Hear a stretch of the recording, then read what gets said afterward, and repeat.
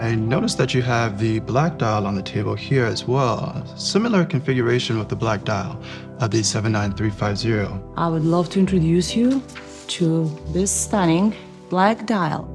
I appreciate that they're using a contrasting sub-dial here as well, even on the black dial. Yes, it's stunning. So here you can take a look at the stainless steel that they use. It's L316. It's one of the best stainless steel, I have to say, because it's corrosion resistant and hypoallergenic as well. Talking about material, actually, Yes. I've noticed this timepiece sometimes on a leather strap with a patch on the case back. TUDOR Black Bay Chronograph come in 12 different versions.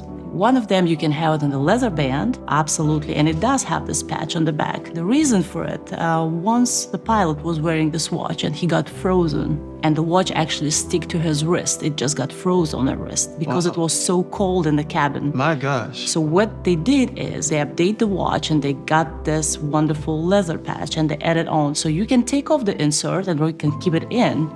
It's just for different preferences, but there is a reason behind, and they're very thoughtful. It's beauty in and out. When they do something, they want you to enjoy the quality and functionality of the watch. Definitely making the timepiece a bit more enjoyable for the end user there.